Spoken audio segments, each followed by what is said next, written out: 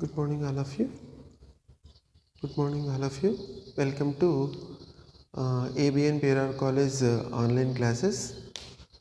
మీకు నేను already second year chemistry మనకి చెప్తున్నాము. ఫోర్త్ సెమిస్టర్ మన ఆల్రెడీ ఫోర్త్ సెమిస్టర్లోని మనకి ఆల్రెడీ మీకు ఏముంటాయి మనకి సిలబస్ అంతా చెప్పాను.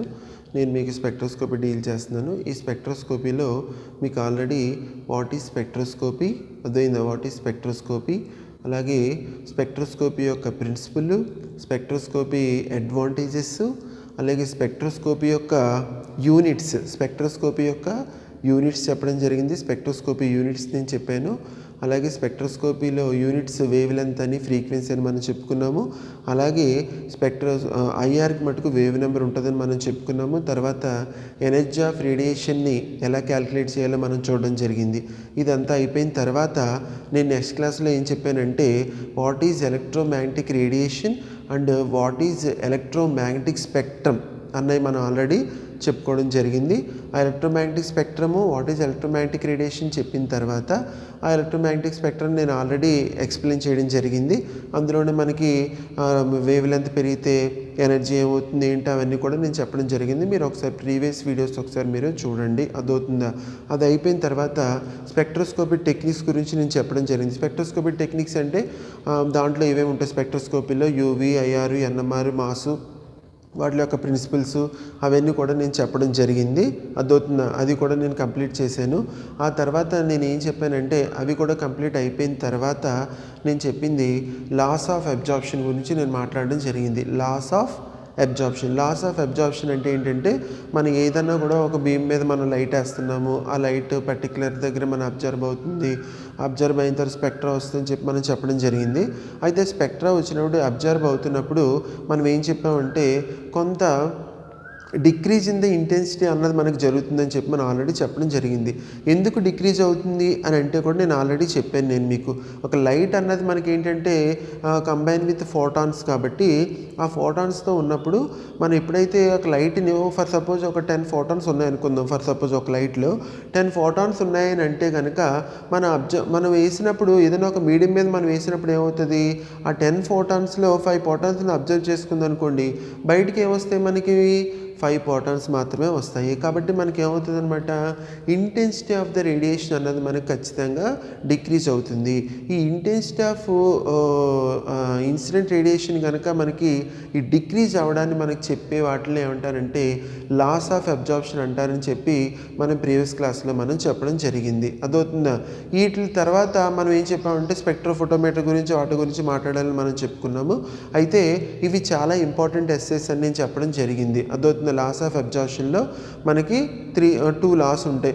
ఒకటి ల్యాంబర్ట్స్ లా, రెండోది బీర్స్ లానే బీర్ ల్యాంబర్ట్స్ లా అని కూడా అని అంటారు. అదవుతుందంటే మీకు ల్యాంబర్ట్స్లా కనుక మీకు వచ్చేస్తే కనుక బీర్ ల్యాంబర్ట్స్లా కూడా మనకి ఈజీగా వచ్చేస్తుంది. కాబట్టి మీరు ఒక్క ల్యాంబర్ట్స్లా కనుక చదివితే మనకు టోటల్గా బీర్ ల్యాంబర్ట్స్లా కూడా మనకి రావడం అనేది జరుగుతుంది. అదవుతుందా. కాబట్టి ఈరోజు క్లాస్లో నేను ల్యాంబర్ట్స్లా చెప్తాను, దానికి సంబంధించిన బీర్ ల్యాంబర్ట్స్లా యొక్క డెఫినేషన్ కూడా నేను చెప్పేసి ఈరోజు క్లాస్ ఇక్కడితో ఆపుతాను. రేపు మీకు ఇది కనుక బాగా అవగాహన తెచ్చుకొని ల్యాంబర్ట్స్లో తెచ్చుకుంటే రేపు బీర్ ల్యాంబర్ట్స్లో అయితే చాలా డెడ్ ఈజీగా మనకి వచ్చేస్తుంది అనమాట. అదవుతుందా. కాబట్టి ఈరోజు క్లాసు చాలా చాలా ఇంపార్టెంట్. ప్రీవియస్ 2 క్లాసులు కూడా మీకు ఆల్రెడీ చెప్పాను నేను, ఎగ్జామ్కి సంబంధించినవి కావు. స్పెక్ట్రోస్కోపీలో ఉన్నటువంటి ఆ స్పెక్ట్రోస్కోపీ యొక్క ఇంట్రడక్షను బేసిక్ పాయింట్స్ అనమాట. ఆ బేసిక్ పాయింట్స్ ఈ క్వశ్చన్ మటుకు ఈరోజు క్లాసులో నేను చెప్పే క్వశ్చన్ మటుకు చాలా ఇంపార్టెంట్. ఇది ఖచ్చితంగా ఎస్ఏ క్వశ్చన్ వస్తుంది మీకు ఎగ్జామ్స్లో, ఖచ్చితంగా ఈ క్వశ్చన్ రావడం అనేది జరుగుతుంది. ఇది మటుకు మస్ట్ అండ్ షుడ్గా మీరు నేర్చుకోవాలి. చాలా ఈజీగా కూడా ఉంటుంది. కాకపోతే ఒక్కసారి ప్రాక్టీస్ చేసుకుంటే చాలా ఈజీ వస్తుంది. మీరు ఆల్రెడీ మ్యాథ్స్ డెరివేషన్స్ అవి చేస్తుంటారు, వాటితో పోలిస్తే ఇది చాలా చిన్న డెరివేషనే. అదవుతుందా. కాబట్టి ఒకసారి నేను చెప్పింది కనుక విని మీరు చేస్తే మీకు ఈజీగా వచ్చేస్తుంది. అర్థమైందమ్మా. ఒక్కసారి మీరు ప్రీవియస్ 2 క్లాసెస్ నేను ఆల్రెడీ అప్లోడ్ చేసిన 2 వీడియోస్ ఇది చూసే ముందు ఆ 2 వీడియోస్ ఒకసారి చూసి ఆ తర్వాత ఈ వీడియోకి రండి. అదవుతుందా? ఆ 2 వీడియోస్ కన్నా ఇది చాలా చాలా మనకి ఇంపార్టెంట్. ల్యాంబర్ట్స్లా ఖచ్చితంగా మీకు ఎగ్జామ్లోకి వస్తుందన్నమాట. అదైనా ఈరోజు మన డెఫినేషన్ చెప్పుకుందాం. ల్యాంబర్ట్స్లా ఈరోజు మన డెఫినేషన్ చెప్దాము. అదవుతుందా? ఇక్కడ నేను ఆల్రెడీ పెట్టాను చూడండి. ఒకసారి బోర్డు మీద మనం చూస్తే కనుక ల్యాంబర్ట్స్లా అంటే ఏంటంటే చూడండి, జాగ్రత్తగా అబ్జర్వ్ చేసుకోండి. When a beam of monochromatic radiation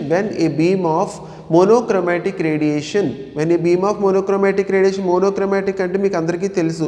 మనం ఒక బీమ్ లైట్ని కనుక మనం 2 స్లిట్స్ మధ్యలోంచి కనుక మనం పాస్ చేస్తే ఒక స్ట్రైట్ లైన్ కింద వెళ్తుంది, లేదంటే ఇలా మనకి సెపరేట్ అయిపోతూ ఉంటుంది. అదవుతుందా?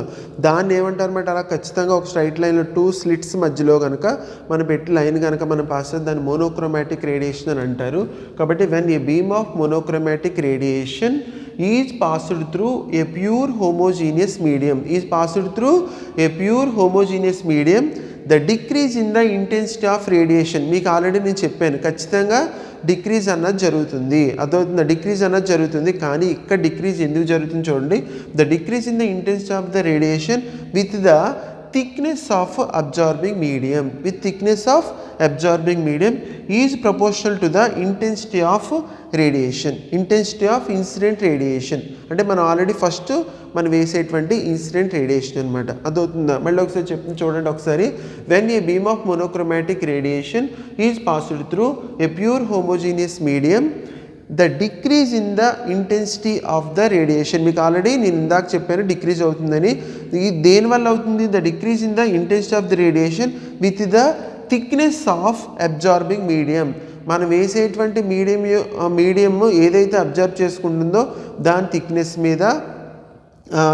థిక్నెస్తో పాటుగా ఇది proportional to the thickness of the observing medium is proportional to the instant of the intensity of incident radiation. అదవుతుంది, ఇంటెన్సిటీ ఆఫ్ ఇన్సిడెంట్ రేడియేషన్ మీద మస్ట్ అండ్ షుడ్గా మనకి అది ఉంటుందన్నమాట. ఈ డెఫినేషన్ చాలా ఇంపార్టెంట్. అదవుతుందా? ఏం చెప్తాం మనం?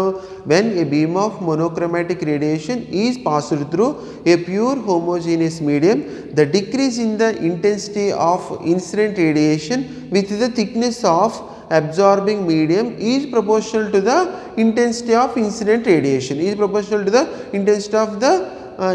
radiation, ఇది మనం పర్టికులర్గా ఎలా చెప్తానంటే, నేను ఒక డయాగ్రామ్ వేస్తాను, ఒకసారి చూడండి. నేను ఒక డయాగ్రామ్ వేస్తాను, ఒకసారి మీరు చూడండి. ఈ డెఫినేషన్ నేను ఇప్పుడు చెరిపేసి ఒక డయాగ్రామ్ వేస్తాను చూడండి.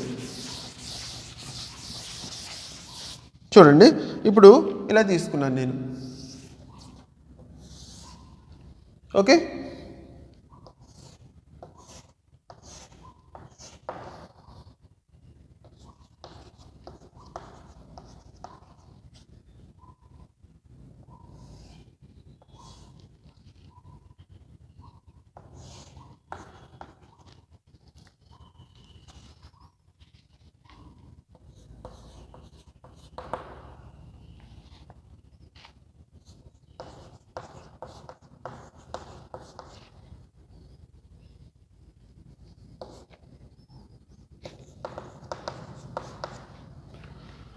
చూడండి, నేను మళ్ళీ ఒకసారి డెఫినేషన్ చెప్తాను. డెఫినేషన్ ఏం చెప్తున్నాను? When a beam of monochromatic radiation is passed through a pure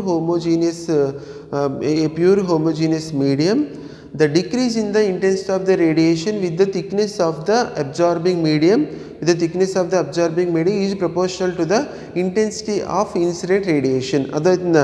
ఇప్పుడు నేను ఒక బీమ్ ఆఫ్ మోనోక్రోమాటిక్ రేడియేషన్ అనుకోండి, ఇది బీమ్ ఆఫ్ మోనోక్రోమాటిక్ రేడియేషన్ అనుకోండి. ఇదంతా కూడా మన దగ్గర మీడియం అనుకోండి. అదైంది, ఇదంతా ఏంటనమాట మన దగ్గర ఉన్నటువంటి ఇది అబ్జార్బింగ్ మీడియం అనుకుందాం. అబ్జార్బింగ్ మీడియం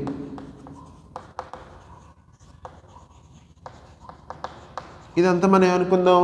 అబ్జార్బింగ్ మీడియం అనుకుందాం. ఇప్పుడు ఈ అబ్జార్బింగ్ మీడియం మీద థిక్నెస్ ఎంత ఉందన్నమాట? ఎక్స్ ఉందన్నమాట థిక్నెస్. అదవుతుందా? థిక్నెస్ పెరుగుతుంది అని అంటే అర్థం ఏంటి? ఒక సాలిడ్లో థిక్నెస్ పెరుగుతుంది అంటే ఏంటి? దాని మధ్యన లేయర్స్ ఎక్కువగా మనకి పెరుగుతున్నాయి అని అర్థం. అదవుతుందా? ఇప్పుడు నేను ఏం చేస్తున్నానంటే, when a beam of monochromatic radiation is passed through a pure homogeneous medium. ఇదంతా కూడా ప్యూర్ హోమోజీనియస్ మీడియం అనుకుందాం.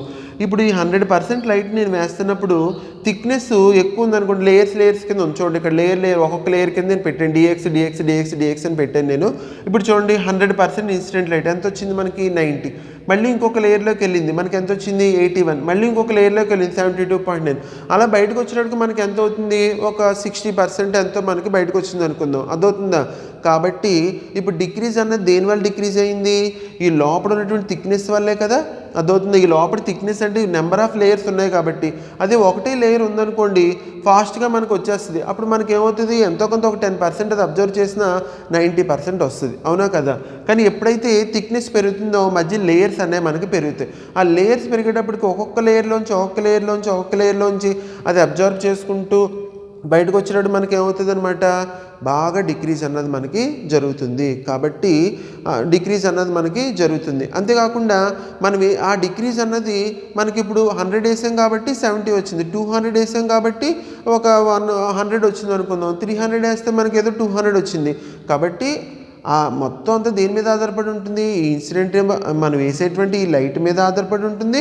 అట్ ద సేమ్ టైం మనకు దేని మీద ఆధారపడి ఉంటుంది, థిక్నెస్ మీద కూడా ఆధారపడి ఉంటుంది. కాబట్టి మన డెఫినేషన్ ఏం చెప్తుంది అంటే, when a beam of monochromatic radiation, అంటే ఇది బీమ్ ఆఫ్ మోనోక్రోమాటిక్ రేడియేషన్ అనుకుందాం, ఇది beam of monochromatic radiation passed through a pure homogeneous medium. ఇదంతా కూడా మనకి ఏంటి, passed through a pure homogeneous medium. The decrease in the, ఇది చూడండి తగ్గుతుంది కదా, the decrease in the intensity of the radiation with thickness, ఇదిగోండి థిక్నెస్ అనమాట ఇదంతా, with thickness of absorbing medium is proportional to the incident of intensity of incident radiation. అర్థమైంది కదమ్మా. ఇది మనకి టోటల్గా డెఫినేషన్ అనమాట. అర్థమైంది ల్యాంబర్ట్స్ లా అంటే ఇదనమాట. When a beam of monochromatic radiation is passed through a pure homogeneous medium, అదేందా the decrease in the intensity of incident radiation with thickness of absorbing medium is proportional to the intensity of incident radiation. అర్థమైందా, కంప్లీట్గా అర్థమైంది కదమ్మా. ఎప్పుడైతే మనకి thickness పెరిగే కొలది మనకి ఏమవుతుంది అంటే ఎక్స్ పెరిగే కొలది మనకి ఏమవుతుంది, ఐ డిక్రీజ్ అయిపోతుంది. అర్థమైందా, ఎక్స్ ఎప్పుడైతే పెరుగుతుందో ఐ మనకి డిక్రీజ్ అయిపోద్ది అనమాట. అర్థమైందా. ఇది మనకి డెఫినేషన్, ఫస్ట్ డెఫినేషన్ చెప్పాను. ఇప్పుడు మనం మ్యాథమెటికల్ డెరివేషన్ ఎలా రాస్తామో మనం చూస్తాం. అదేనా, మళ్ళీ ఒకసారి డెఫినేషన్ చెప్తున్నాను. When a beam of monochromatic radiation is passed through a pure homogeneous medium, the decrease in the intensity of radiation with thickness of absorbing medium is proportional to the intensity of incident radiation. This is the Lambert's law. అదేనా, this is the ల్యాంబర్ట్స్ లా. ఇప్పుడు నేను mathematical expression నేను చెప్తాను చూడండి. Mathematical expression ఎలా చెప్తారు ఒకసారి చూడండి. మ్యాథమెటికల్ ఎక్స్ప్రెషన్ ఎలా చెప్తున్నానంటే నేను minus di/dx is proportional to the I. అదేందా, is proportional to the I. Minus di/dx is proportional to I. I అంటే ఏంటనమాట, ఇంటెన్సిటీ ఆఫ్ ద రేడియేషన్. అదేందా, దీన్ని నేను ఎలా రాస్తున్నాను, minus di/dx is equal to k into I. అదేందా, K అంటే ఒక కాన్స్టెంట్ తెలుసు కదా మీకు, ప్రపోర్షనాలిటీ తీసేయాలంటే ఒక కాన్స్టెంట్ పెడతాం. Minus di/dx is equal to k into I. అదేందా, ఇప్పుడు దీంట్లో ఒకసారి మనం చెప్పుకుంటే కనుక కే అంటే ఏంటంటే K is equal to absorption coefficient. K is equal to absorption coefficient. అదవుతుందా. అలాగే మనకి ఐ అంటే ఏంటి, మనకి intensity of the radiation after passing through the medium. అదే intensity of the radiation after passing through the medium. Negative sign indicates, negative sign మీకు already నేను చెప్పాను ఇందాక. నెగిటివ్ సైన్ ఎందుకు ఇండికేట్ చేస్తున్నారంటే ఎక్స్ ఇంక్రీజ్ అయితే ఐ డిక్రీజ్ అయిపోతుంది. అదైనా ఎక్స్ అంటే ఏంటనమాట, థిక్నెస్ అనమాట. X is equal to thickness of the medium. I అంటే అనమాట ఇంటెన్సిటీ. ఎప్పుడైతే ఎక్స్ ఇంక్రీజ్, నెగిటివ్ సైన్ ఎప్పుడు negative sign indicates the I decreases when X increases. Okay, next di/dx అంటే ఏంటంటే the rate of decrease in the intensity of the radiation అనమాట. అదవుతుందా. కాబట్టి చాలా ఇంపార్టెంట్. ఈ ఒక్క ముక్క వస్తే మిగతా అంతా మనం చేసేసుకోవచ్చు. అదేనా, minus di/dx is proportional to I, minus di/dx is equal to k into I. ఆ తర్వాత కే ఈజ్ మనకి ఎక్స్ప్రెషన్ ఇందాక చెప్పాను కదా, ఇలా రాస్తాం. ఇప్పుడు దీన్ని నేను ఇలా రాస్తున్నాను చూడండి. di/dx is equal to k into I కదా. ఇప్పుడు నేను దీన్ని ఇలా రాస్తున్నాను, minus di/i is equal to k into d x. Okay, k into d x అని చెప్పి నేను రాశాను. ఇప్పుడు దీన్ని ఎలా రాస్తున్నాను చూడండి. k ఇంటూ డిఎక్స్ రాశాను కదా. ఇప్పుడు దీన్నే di/i is equal to minus k into d x.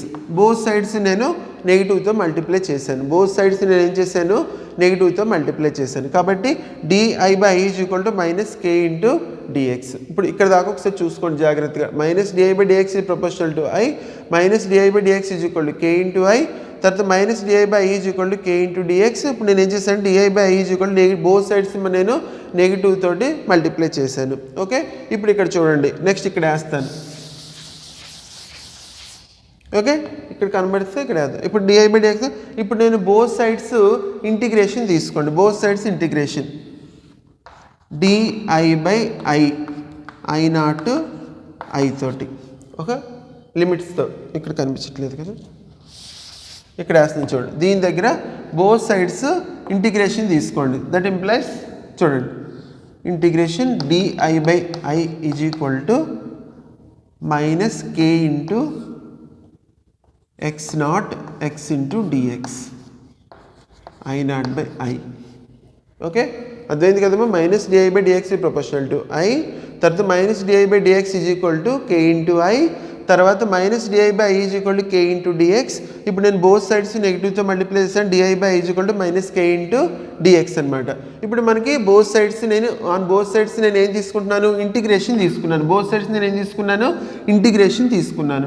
ఇప్పుడు ఇక్కడ చూడండి, ఇప్పుడు ఇంటిగ్రేషన్ తీసేయాలంటే మనం ఏం చేస్తామంటే ln i/i0 అవుతుంది. ఇక్కడ కనుక ఏమవుతుంది అనమాట, మీకు అందరికీ తెలుసు ఇంటిగ్రేషన్ ఆఫ్ డిఎక్స్ ఏమవుతుంది, మనకి ఎక్స్ అవుతుంది. కాబట్టి minus k into X. Okay, minus k into X అనమాట. ఇప్పుడు చూడండి, ఇక్కడ ln తీసేయాలంటే మనం ఏం చేస్తాం అనమాట, i/i0 ఈజ్ ఈక్వల్ టు దీన్ని e⁻−kx కింద రాసేస్తే మనకి ఏమవుతుందంటే ఇక్కడ ln పోతుంది. అర్థమైందా? ఇక్కడ ln పోవాలంటే మనం e⁻−kx తోటి మనం మల్టిప్లై చేస్తే సరిపోతుంది. కాబట్టి i/i0 is equal to e⁻−kx. దీన్ని ఇలా రాస్తాను, i is equal to i0 into e⁻−kx. అర్థమైందా? This is the mathematical expression of Lambert's law. అర్థమైందా? దీనికి ఇంకొక డెరివేషన్ కూడా ఉంది, అది కూడా సింపుల్గానే ఉంటుంది. అది మెటీరియల్లో నేను ఇస్తాను. అదవుతుంది. మళ్ళీ ఒకసారి చూడండి, mathematical expression minus di/dx is proportional to i, minus di/dx is equal to k into i. ఇవి ఆల్రెడీ నేను ఎక్స్ప్లెయిన్ చేశాను. k అంటే ఏంటంటే absorption coefficient of the medium of the light. Next i అంటే ఏంటంటే మనకి intensity of the radiation after passing through the medium. ఆ తర్వాత negative sign indicates the i decreases when x ఇంక్రీజెస్. x అంటే థిక్నెస్ అనమాట. థిక్నెస్ ఇంక్రీజ్ అయితే i decrease అయిపోతుంది. ఇందాక నేను ఆల్రెడీ డయాగ్రామ్ వేసుకోవడం చూపించాను. నెక్స్ట్ di/dx అంటే ఏంటంటే ద రేట్ ఆఫ్ డిక్రీజ్ అనమాట. ద రేట్ ఆఫ్ డిక్రీజ్నే మనం డిఫరెన్షియల్ ఈక్వేషన్లో di/dx అని అంటారు. ఇప్పుడు నేను ఏం చేశాను, మైనస్ ఈ i ఇక్కడ తీసుకొచ్చి dx ఇక్కడికి తీసుకెళ్ళిపోయాను. తర్వాత బోత్ సైడ్స్ నెగిటివ్ తోటి మల్టిప్లై చేశాను. కాబట్టి di/i is equal to minus k into d x. ఇప్పుడు నేను బోత్ సైడ్స్ ఇంటిగ్రేషన్ తీసుకున్నాను. బోత్ సైడ్స్ నేను ఏం తీసుకున్నాను, ఇంటిగ్రేషన్ తీసుకున్నాను. ఇప్పుడు ఇంటిగ్రేషన్ తీసేయాలి కాబట్టి ఇక్కడ నేను ఏం చేశానంటే ln i/i0 అవుతుంది. ఇంటిగ్రేషన్ ఆఫ్ dx x అని చెప్పి మీకు తెలుసు. ఇప్పుడు ఈ ln కూడా తీసేయాలంటే i/i0 is equal to e⁻−kx. నేను ఏం చేస్తాను, i is equal to i0 into e⁻−kx. This is the Lambert's law. అదైందా? Mathematical expression of Lambert's law. అదే this is the mathematical expression of Lambert's law. అదవుతుందమ్మా? బాగా గుర్తుపెట్టుకోండి. నేను మళ్ళీ ఒకసారి డెఫినేషన్ చెప్తాను. ఈ డెరివేషన్ చాలా సింపుల్గానే ఉంది కదా. ఈ డెరివేషన్ ఒకసారి మీరు చూసుకోండి. కానీ మెయిన్గా మనం రాయాల్సిన డెఫినేషన్ ఏంటంటే when a beam of